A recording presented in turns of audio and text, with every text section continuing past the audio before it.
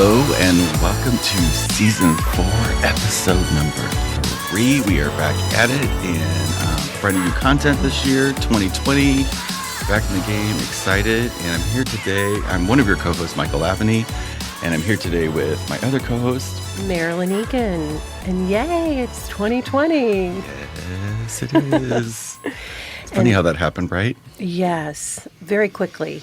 Yeah. Suddenly. It's like there was no time in between, but Like a blink. yes, But- it's so fun. And we have another guest today who actually was very popular when we had her on last season. And because she brought some really true, authentic, honest information to us that is speaking to a lot of people's hearts. And we just want to expand on that today with her. So today we brought back Meg Berry. Thank you for being here, Meg. Yes. Absolutely. Thank you. Yeah. Wonderful to be with you. They really affected me. Because I listened to those back before I put them out. It's like sort of a ritual that I have. And I could feel that running through my body. Yes. And I kept hearing that song, that Beatles song, whenever I was listening to it, like simultaneously. That's why I named it what I named it, Mother Mary speaking words of wisdom. Yes. And I just had chills, like the whole thing. Like I even, because I get them a week at a time. So I could not wait till the next week to the second part of it. I downloaded that from the information. I went on and like I did it, and I'm like, oh wow, and it worked independently of me, like what I would have thought I would have done, because that was the first time that I, when we're listening to the episode, the ones from last year where we're talking about the talk, right? Your process about how you started connecting with the Mother Mary energy and like what that's brought into your life and what that's bringing into the lives of everybody that you're touching now and bringing out and talking about your plays, like all of that stuff. I was on board. I was like, I have to know more about that. So I downloaded it, and I've exchanged emails with her. I sent her the podcast just because it was so great about, that could open up for a lot of people that entry level. It was a brilliant way to break into, or for somebody that doesn't know anything about it, for them to participate or start to find their own connection to whoever they're connected with. I just thought it was great. Yeah, you mean the talk process? Yes. Yes. I mean, it is an available method for really all of us to channel. Not everybody's ready for it. Not everybody wants to do it. I just liken it to playing the piano or something. I don't really want to learn how to play the piano. I'm not somebody that is musical. Mm-hmm. And so that has not been my energy. But when I was introduced to this talk process, it moved right through me. It really, it definitely ignited me. And we've shared it. It's out there, for the public, but we've shared it in our own community. And there are so many that are utilizing it now. And as I think it's very comforting because so many of us are getting similar messages. So it's very affirming. Yeah. Yeah. I love that part too, where you check in with each other. Yeah. Matthew Ferry's like that too. Like he has a group of people that he checks in with because it helps the balance of, or it helps that, like, ground into it, like know it. Yeah. Not that it's just a fleeting thing. So it makes more impact. It helps the energy to grow. Yeah. And it's validation, so you can start trusting yourself with the details that you get to check in. So I love that. And I know for you two, it's also you get words that don't necessarily make sense to you at first. Oh, and yeah. you have to figure out, okay, is this the correct word? What does this mean? How does it fit in the context?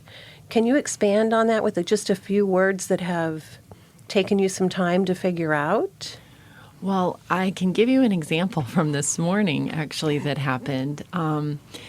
So the message I was receiving, my husband, Mark, and I both normally do this messaging at the same time, early in the morning. It's our first practice. And, you know, we're not near each other. So then we come back together and share them. And I was receiving a message all about balance. It was, you know, my message is from Mary Lady of Light. I love her humor. She started it off with salt and pepper, masculine and feminine. You know, she was talking about this balance, kind of the polarity that creates the whole.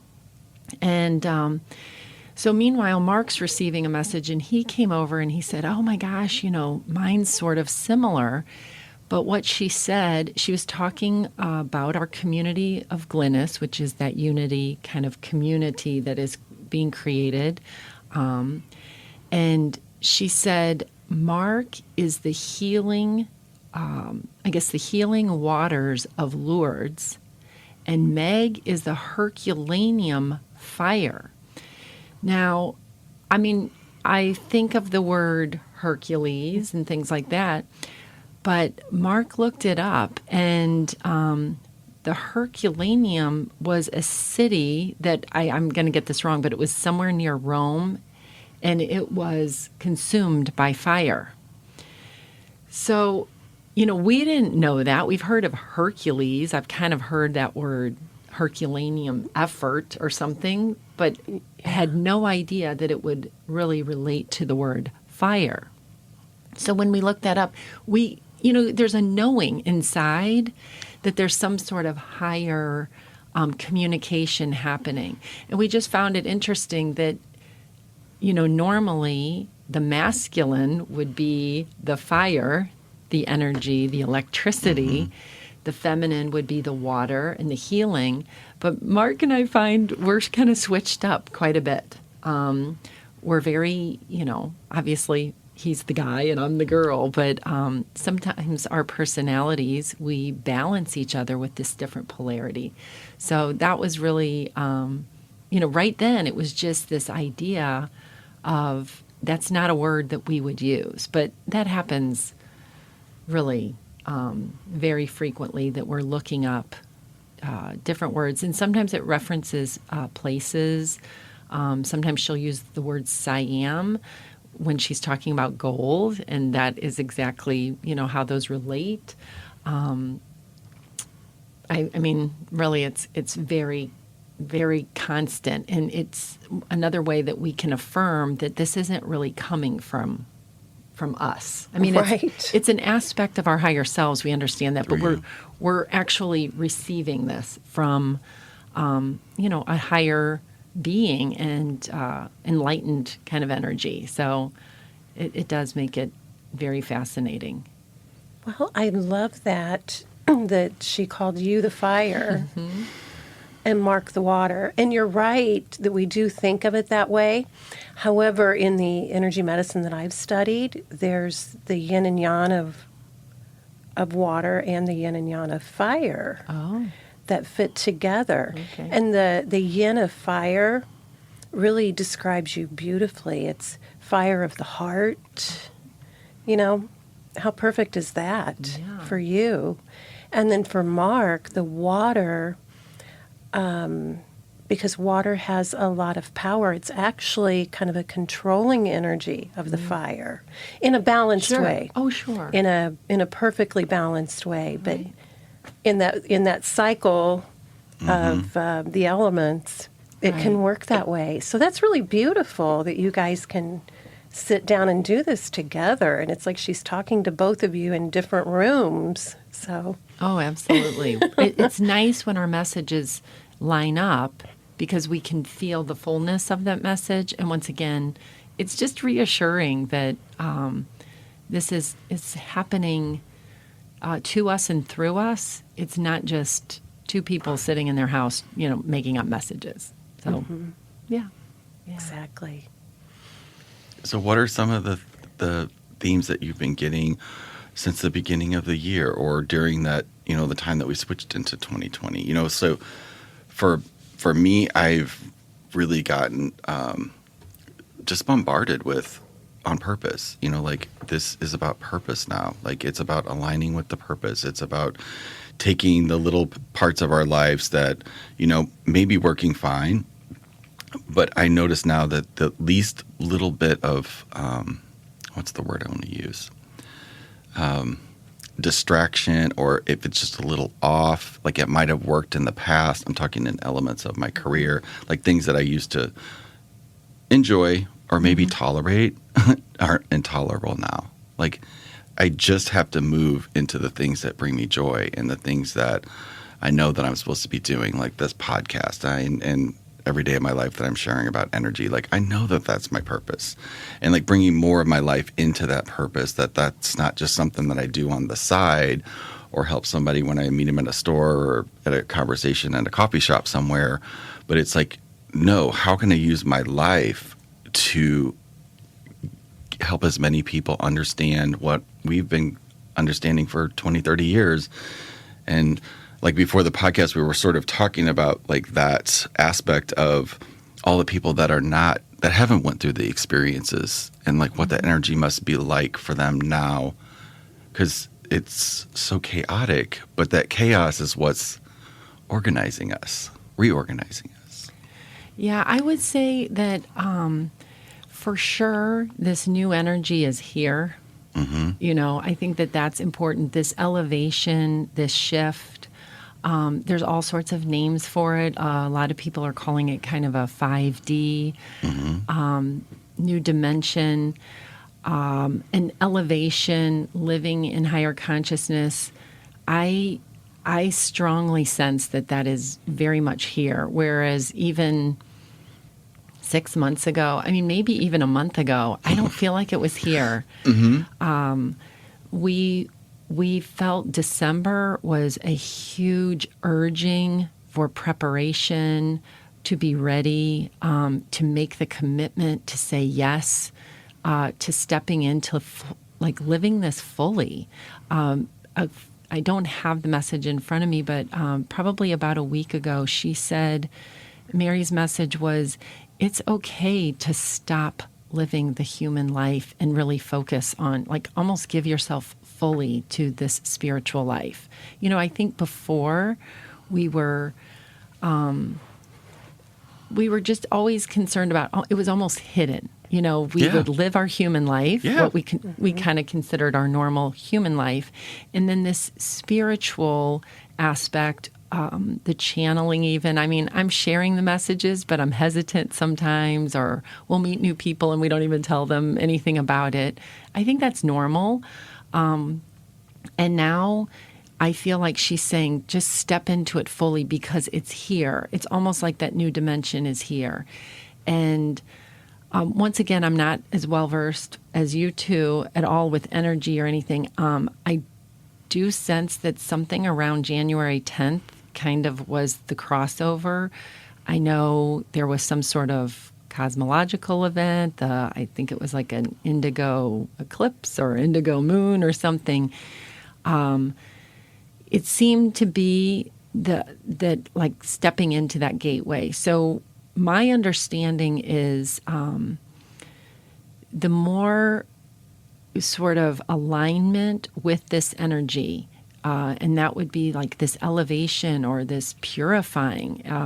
She still is just talking so much about just align to, the clean eating, making sun water, having, stepping out of doubt, stepping out of fear, living with an open heart. I mean, it's very much focused on this higher level of living, and we're to bring it to all aspects. All of our practices, the way for ourselves, but also I think the earth. We're just supposed to embody this. It's time. We can't kind of mess around anymore. Wow. Yes. Or you would feel the resistance. If you don't kind of come along, I sense that we will feel resistance. So she's just inviting us into this higher state of being, which is kind of what everybody wants, Yes. It's true or authentic power. It's unity. So with that comes abundance and joy and health, well-being, all of the things that we would term heaven or Eden or paradise. And it's our choosing. It's here to create, but we have to align to it. So that's how I feel like the messages are always just encouraging that, inviting us to that, somewhat explaining that. Get rid of judgment, stop thoughts of division. As above, so below. Everything is oneness. You mentioned the word purpose. She likes to talk about purpose being sort of an masculine or energetic, and mission being feminine or magnetic, and that those two go along. And it's time to step into that role too. So the lightness and the darkness serve us fully. We talk all about the light, but we have to remember the darkness is actually that space where the growth occurs. It's that womb, and it's equally important. So yes, embrace it all. And it's actually part of recognizing moon. Like moon energy is considered darkness, and but it's also quiet, and it's going within. And we have to do both. We have to go within, but yet we want to share what grew inside of us outwardly, like we said, to help people feel the same kind of connection and safety and love in all things. And it's really funny that you spoke of that, because on the way here, cars were kind of driving a little bit crazy. I said, for some reason, I always know I'm safe. I'm like, I'm totally safe. I know they were over the line this side. The other side was over the line this way. I'm like, I'm just safe. And I said, it feels so good. I feel like 2020 is about feeling this way. Doesn't mean there's not going to be challenges or things that we have to stop and work through a little bit. But just knowing that it's not about fearing, it's about looking at it, saying, what do we do now?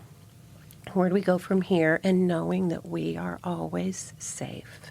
Yeah. The energy is available for that. I think in the messages, she just speaks about getting out of our minds, which is the divided mind. Yes. So it's as we go to the one mind, we basically step into an energy of miracles, of magic, of opening. And so, sometimes I'm afraid of that. I'm afraid like it won't be true, or, Mark and my husband and I, we keep saying our lives have been shifted. Our health, so many things have changed for us, and it's sometimes hard to trust it, even though we're living it. I almost, I think I'm human. I don't want to share all this and experience this and then have it not be true type thing. So it's like a natural. Sometimes I go into doubt, but she's right there to reassure us that these things have been happening. You'll probably enjoy this. Let's see, on Thursday, so today is Wednesday. So about 6 days ago, one of my sons, there was no problem because he wasn't in it, but his car was hit out in front of his apartment. So it was completely totaled, and he had just taken the trash cans out. So he was out there 1 minute earlier, and then a truck came along and just plowed into the car. And my husband had been having a kind of a rough day anyway. And when he got that news, he said he felt shortness of breath. And this was at about 4 o'clock. And so from about 4 p.m. Through the evening, he kept kind of struggling. He felt like his chest was tight, and he was experiencing like shortness of breath.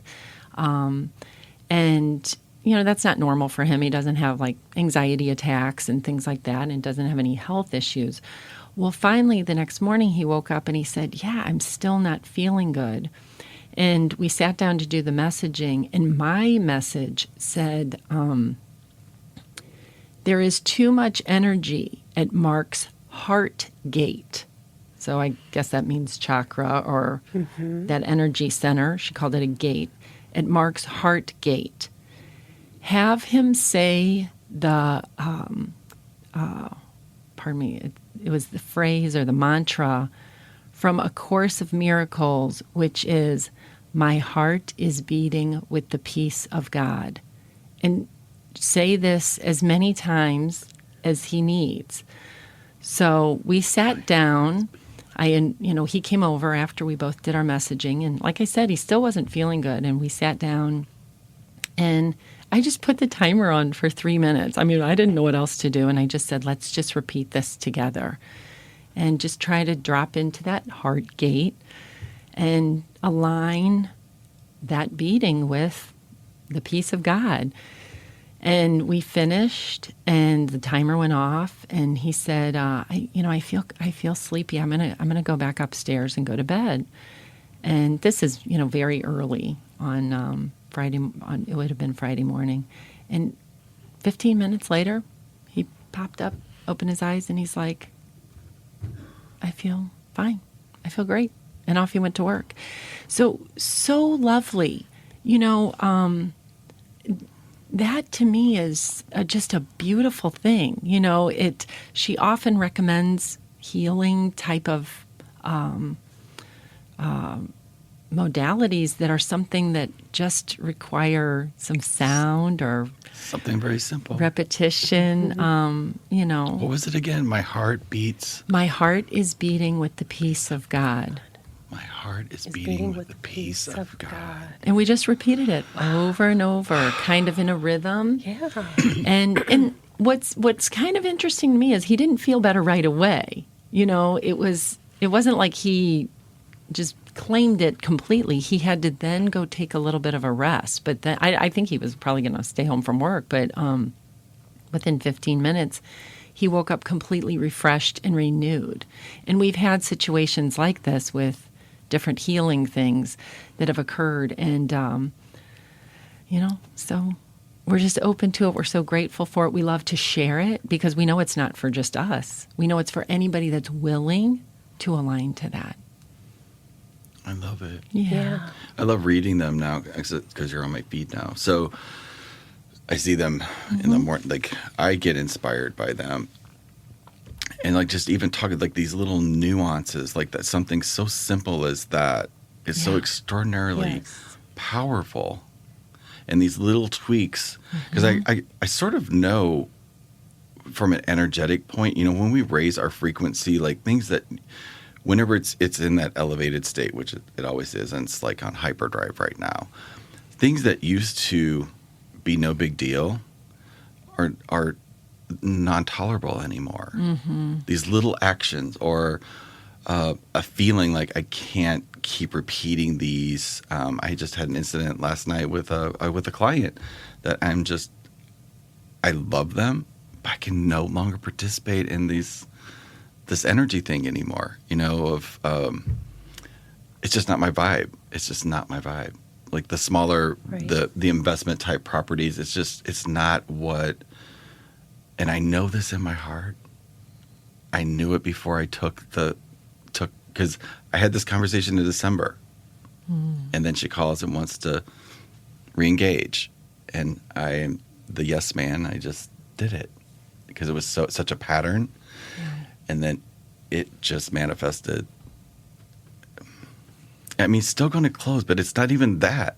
It's about how I feel. That's so important now. That I won't let anything violate it. And if I do, I am painfully reminded of it. Yeah. Because that little thorn used to be just a little nick or whatever, but now it's no, it's just so intense, these little minute things. And I think it's a way of keeping us elevating. Yes. And in that alignment. Keeping us there. It's like the rails keeps you in the groove so that for safety, actually, probably keeping us safe. Yeah, and and really what that does, it just keeps us out of fear. It keeps us out of the anxiety. It keeps us out of attaching to those energies that don't serve us. But when you said that about how these things are becoming, that were not tolerable before, are less tolerable, on the opposite end of that, what we saw as beautiful before is even more beautiful, and we're seeing more beauty in everything. And I think that's a gift too, where there were some things that we took for granted before in our work or in our spaces or our families. And now we can look at some of those things and see the beauty of it and not be attached to the part that doesn't serve us. So I think that's a gift in all of this as well. But From your perspective, since we were talking before about the moon, like on the 10th, from your perspective, Marilyn, like what insights can you give us about that switch? Because that was it was big. Yeah. I honestly could talk about this way too long, and I don't want to talk too long about it. But just a little bit about that moon. The moon was huge. Number one, it was the full moon, and there was an eclipse with it also that was very powerful and shifted us. And then the day after that, January 12th, there was a stellium, which is an alignment of planets that has not happened in more than 500 years. Actually, someone mentioned it's really been 735. There was another piece of it that they hadn't talked about yet, and no planets in retrograde either. And I found this so interesting, and I knew this was going to happen, but I totally forgot. One of my teachers, Christine Day, who I attend her class every year, she had told us in December that she was going to Uluru in Australia for this reconnection of energy. It's kind of like the chakra that flows around the globe that got interrupted a long time ago, and that she was going back to reconnect it January 12th with a group of people. And so when these fires were going on, I didn't even remember that was happening. So along with these shifts and everything going on in Australia, what a beautiful energy to bring, because the Uluru is considered like the solar plexus or the center of that connection. And it's a global energy that they activated. And it was to do with the planetary alignments that were going on, Pluto and Saturn. So you're right. The moon started it, there was the eclipse, and then there was this energy all at the same time. And it does have a profound effect on us. And what we can tap into in that oneness energy is what they were connecting to. Yeah. I thought it was interesting because so many people were really excited for, January 1, 2020, kind of new year, new decade. But I feel like those first 10 days were a little tough on a lot of people. Yes. I mean, there was it was almost like a jam up of energy and maybe a feeling of, once again, it's like that last kind of push and to get through that. So it seemed that there was something opened. It felt to me almost more like the decade was opening, and this new energy, this new dimension kind of arrived at that point. I don't know how to explain it.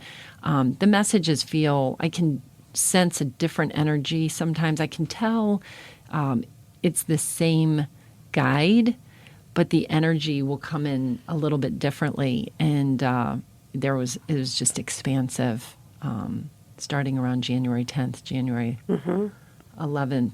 It was a few days after that. It seemed like it was kind of, I guess, acclimating or something, but around So January about a week 12th. ago, right? Like about a week ago? Well, just about a few days ago. Wow. But, I think when you bring up the earth, so much of what I have understood, and I might have shared a little bit about this on the last episode, because a lot of people ask about, Mother Mary and Blessed Mary and things like that. And, as I said, she calls herself Mary, Lady of Light, to Mark and I and to others that are also receiving her messages. I know that she is the mother to us all, and she is also Mother Earth. When people want to know, well, was she Jesus' mother? She always says yes, but what I sense is it's that same energy, that same incarnation she's always here with us, She's within us. She is of the earth. She is all aspects. And I know in every tradition, every faith walk, there is always the mother. There's always that energy Amma. of course, Amma, the womb energy, the somewhat hidden yet powerful, and the one that is always our protector. So, to me, it doesn't matter. It's all one. I think probably because a little bit of my background and, my upbringing, that is how she connects in. But I know that this is a universal message. It's for everyone. Yes, I would totally agree with that too. And the earth, she's calling us out, to really... It's like all on levels, like all dimensions. Mm-hmm. Yeah. So And what you said. I believe that she's encouraging you to assist all those who want help of humanity to raise their vibration, because that's when the earth is going to heal, is when humanity heals and raises their vibration, and the earth will come right along. As we are purifying ourselves, you think about the fire. You think about the fires in Australia. You think about the fire within. We're purifying and elevating. We're enlightening. Right. As we do this within, it's also occurring in the earth plane. And so I know that more than anything, we should attend to that which we can. I mean, where we can help the earth, of course, we should do that. But we tend to put all this energy outside of ourselves, and we have anger and judgment and activism, and we're neglecting the place where we really have that point of power that then manifests outwardly. Yes. So, when we attend to that inner, letting ourselves be transformed through fire, through change, through alchemy, and then accepting in the healing and, the light and things like that we can share. This is how we transform really the world. So it's an inner and an outer. Yes. That's a really powerful thing. It is our first vibe when we see this stuff happening in the world that occurs dark sometimes. There was a couple of moments that was like a couple really, I just felt like completely dark days. Like it almost felt darker than normal to me right after the holiday, probably in that 10-day period.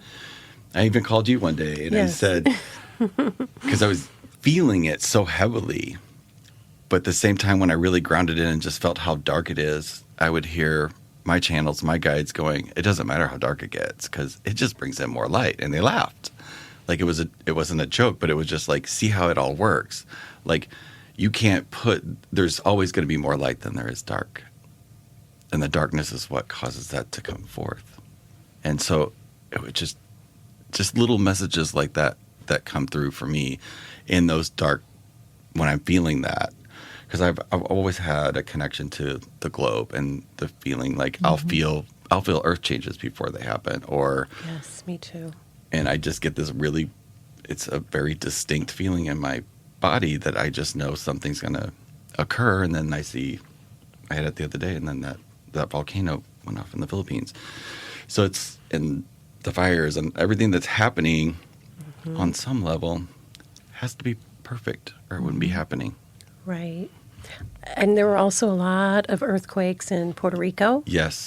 Which is so interesting. A good friend of mine, just moved down there, and she called me from Florida. She was getting ready to go on the plane. She goes, I know this is right, but this feels really funny.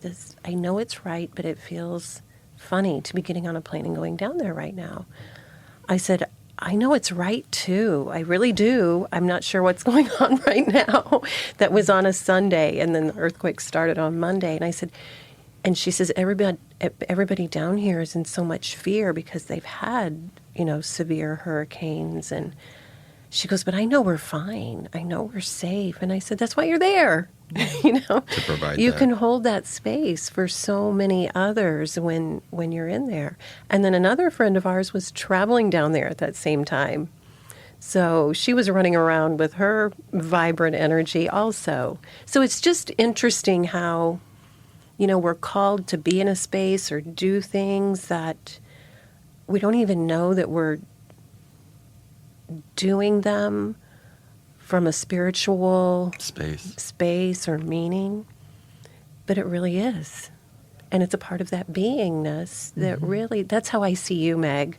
I see you being this beautiful, light conduit of energy who holds the heart space for so many. And it's through the upheaval. That is for Yes, sure. yes. We are not to react. We are not to become, attached to the upheaval.